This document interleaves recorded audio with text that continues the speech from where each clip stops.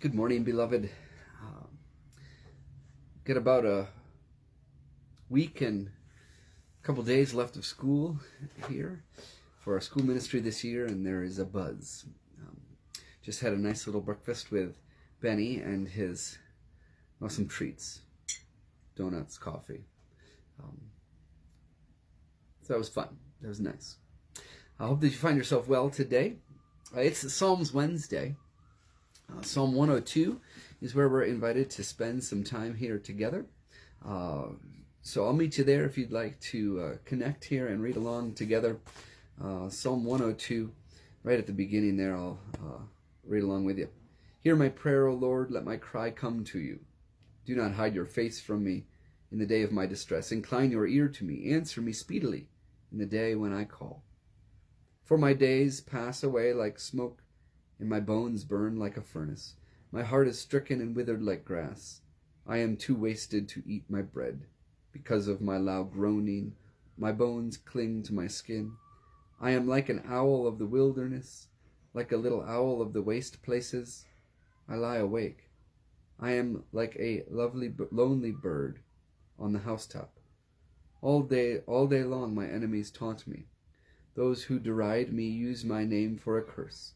For I eat ashes like bread and mingle tears with my drink because of your indignation and anger. For you have lifted me up and thrown me aside. My days are like an evening shadow. I wither away like grass. What just lots of powerful images here from our psalm writer. Continuing in verse 12. But you, O Lord, are enthroned forever. Your name endures to all generations. You will rise up and have compassion on Zion, for it is time to favor it. The appointed time has come, for your servants hold its stones dear, and have pity on its dust. The nations will fear the name of the Lord, and all the kings of the earth your glory. For the Lord will build up Zion. He will appear in his glory. He will regard the prayer of the destitute, and will not despise their prayer. He will regard the prayer of the destitute, and will not despise their prayer. I see my good friend Matt Guidera has joined us here this morning all the way from Arlington Heights, Illinois. He's going to hop on a plane here a week from tomorrow and spend a little time with me and the family here as we welcome spring and have some fun together. So I hope that this day holds you well, Matt. Karen, good to see you there. I was on the dotted time, that's right, because I have a preschool chapel. It's a big day. Preschool chapel, I moved up to 9 or 9:05, as it were, because then I got to rush off to a board meeting and then rush back for a lunch here to say thank you to all our wonderful volunteers. So it's just a wild day. Anyways, we continue with a devotion from Christ in our home. If you want to share it there together, reading along from our partners in Augsburg Fortress and all who would share this today. Hope for the Afflicted is the title of our devotion. It invites our focus to that last 17th verse, which I already read twice. Here it is again. God will regard the prayer of the destitute and will not despise their prayer. Psalm 102 describes much more than what we read in the classic children's book, Alexander and the Terrible, Horrible, No Good, Very Bad Day. From 1972, wow. But that book came to my mind as I read this psalm. In the book, author Judith Viorst validates children's feelings when life just doesn't go their way. So unfair, my children say oftentimes now. With language that's honest and raw, the psalmist too describes our feelings when we fall into grief or desperation.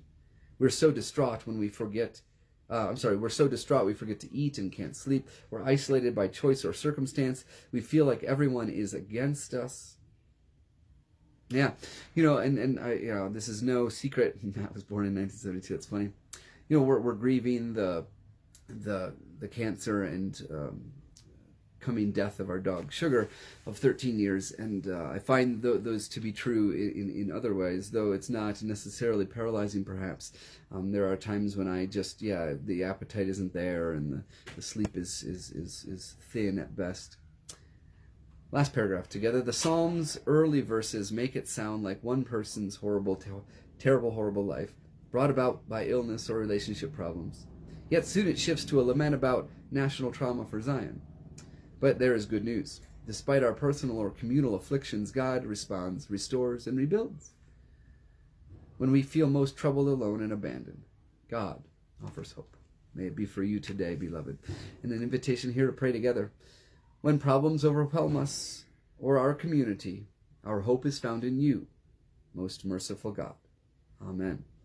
And as this day unfolds before you, I hope that you have time for a breath, continued prayer, and to see God this day, and be invited to offer prayers for authors and illustrators of children's books as you continue to share this journey in life and faith. Beloved of God, God bless you today, and we'll look forward to spending a little bit of time together tomorrow.